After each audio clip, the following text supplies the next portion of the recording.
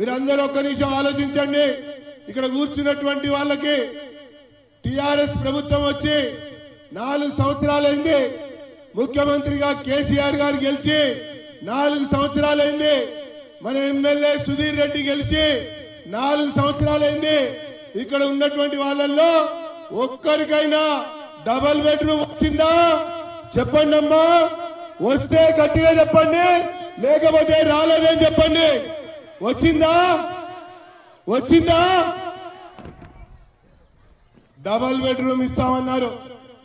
4 సంవత్సరాలైంది. ఇంకెప్పుడు ఇస్తారు? ఎప్పుడు ఇస్తారు? అడగాలా వద్దా?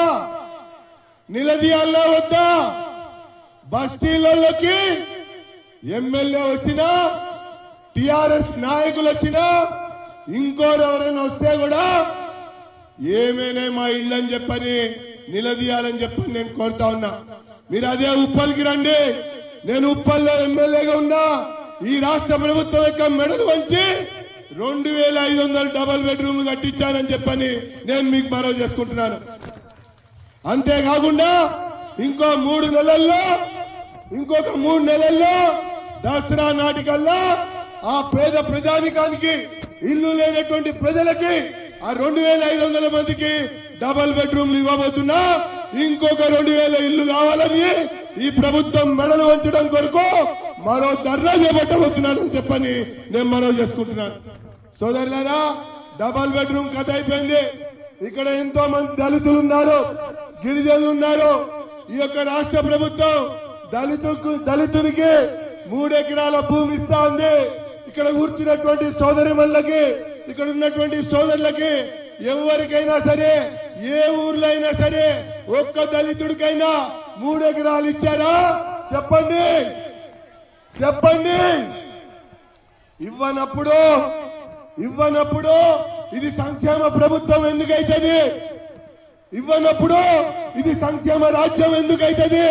ఈరోజు రాష్ట్రంలో జరుగుతున్నది రాజకీయ పాలన మాత్రమే. ఈరోజు రాష్ట్రంలో జరుగుతున్నది రాజకీయ పాలన. ముఖ్యమంత్రి గారు ప్రెస్ మాట్లాడతారు 100 సీట్లు గెలుస్తామని. కేంద్రంగా చూసినా ఈ నలుగురే, ఏ టీవీ చూసినా ఈ నలుగురే, ఏ వార్తల్లో చూసినా ఈ నలుగురే. ఈ నలుగురి కోసం తెలంగాణ, 4 కోట్ల కోసం తెలంగాణ మీరే చెప్పాలని చెప్పని నేను ఈ సందర్భంగా కోరుతున్నా. కాబట్టి ఈరోజు మనం ఆలోచించాలి. ఈరోజు మనం నడుం కట్టాలి, కదం కలపాలి, పదం పాడాలి. సాధించుకున్నటువంటి తెలంగాణలో మన యొక్క భాగస్వామ్యం ఏంది, మన యొక్క పాత్ర ఏంది, మనం ఏ రకంగా అభివృద్ధి చెందాలన్నటువంటి విషయం పైన గలం విప్పాలని చెప్పని నేను ఈ సందర్భంగా కోరుతున్నా.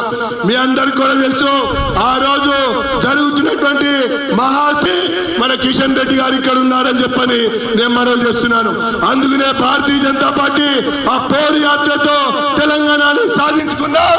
ఇప్పుడు లక్ష్మణ్ గారి యొక్క మార్పు కొరకు సాగుతున్నటువంటి యాత్రతో ఇక్కడ రాజ్యాధికారాన్ని చేపట్టి ఇది ప్రజాపాలనగా, ప్రజల కొరకు, ప్రజల కోసం, ప్రజల ఎన్నుకోబడ్డటువంటి రాష్ట్రంగా భారతీయ జనతా పార్టీ ముందుకు పోతుందని చెప్పని నేను మీ అందరికి కూడా మనవి చేస్తున్నాను. ఒకవైపున భారత ప్రధాని నరేంద్ర మోడీ గారు ఒక రాష్ట్రం తర్వాత ఒక రాష్ట్రం కాంగ్రెస్ ని ఓడించి, కమ్యూనిస్టులను ఓడించి, ములాయం సింగ్ ని ఓడించి, మమతని ఓడించి, అందరిని ఓడిస్తూ జైత్రయాత్ర సాగిస్తూ హైదరాబాద్ మహానగరంలో అడుగు పెట్టబోతా ఉన్నారు. ఖచ్చితంగా రాబోయేటువంటి రోజుల్లో కమల వికాసానికి నాంది పలుకుతుంది. అక్కడ గోషమాల్ చూడండి, ఖైరతాబాద్ చూడండి, ముషీరాబాద్ చూడండి, అంబర్పేట్ చూడండి, ఆ తర్వాత ఉప్పల్ చూడండి, దాని పక్కన ఉన్నటువంటి మేడ్చల్లో కూడా కమలం బాగా వేస్తుందని చెప్పని మనవి చేసుకుంటూ ముగిస్తున్నాను. భారత్ మాతాకి జై.